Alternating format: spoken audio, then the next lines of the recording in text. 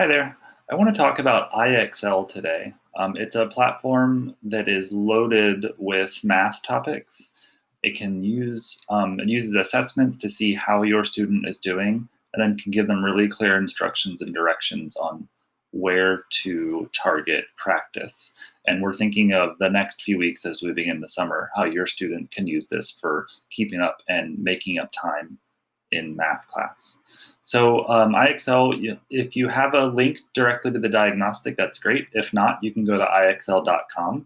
Make sure you sign in. Unfortunately, there isn't a parent or guardian login. You'll have to log in with your students' information so they can log in and show you how to do this. So I'm going to use a login here. Make sure you're signed in. It's going to take you to the learning page with recommendations. Specifically today, I really want to get started with the diagnostic. So if you click on diagnostic, it's going to take you to this page. And if your student hasn't already done this, it won't have a lot of information here, but it will say step into the arena. So let's do that. That's where we always start. Step into the arena. And then you start answering math questions. If your student has done MAP testing before, it's a little bit like that, where they enter in answers to questions. If they get them correct, it notices how your student is doing and it'll increase the complexity and move on to different topics.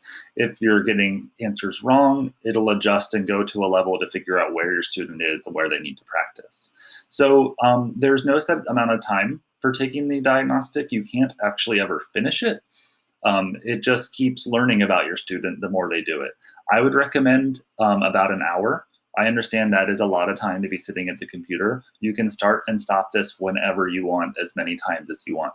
So if you want to do 20 minutes and turn it off and come back the next day and do 20 minutes, that would be perfectly fine. I would recommend doing about an hour in order to get really clear results. The more time that your student spends working on this, the more precise the results will be. So after they've done some of this, you can either go back to the diagnostic link. It's nice because it's all in the same thing. So this is diagnostic/student stats is the URL. And instead of stepping into the arena, it can show you, if you scroll down, it'll show you their how they're doing in different areas of math. So you can see it's broken down. This is all math, but different topics, different sections. You'll see, for example, numbers and operations. This student has a dot with a star on it right on 680.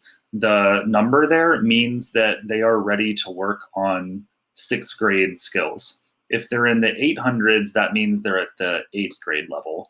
4th grade, the student is lower on the fraction skills, and they need to do more practice because they're only hitting like the 4th or 5th grade level.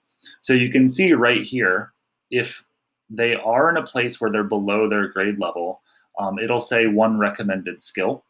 And if you click on that, it will take your student directly to recommendations that they should work on. And when they click on this, try this, it'll get them right into practicing math, which if they've been using IXL during distance learning, they'll be familiar with this.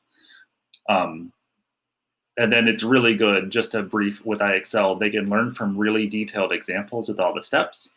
And if they get questions wrong, IXL is really, really good at telling them what they've got, what they got wrong and how to do it right. For this though, I want to just take a look back at the diagnostic. Just for your reference, at the very bottom, remember we have step into the arena, that's to actually take the assessment. Overall math level, all the different areas within math, and then you can print the diagnostic action plan. So this will make a PDF that you can keep for your records, or if you want to plan with your next year's math teacher, you can show them this. There's a lot of different things to do with this. It's not really all that useful if you're able to log into IXL and see all this stuff directly. We have a trial with IXL through mid-July, so if you think this would work well for you, talk with your student now and get them started, and we can hopefully make up some lost time that we've lost during distance learning. Thank you. Bye.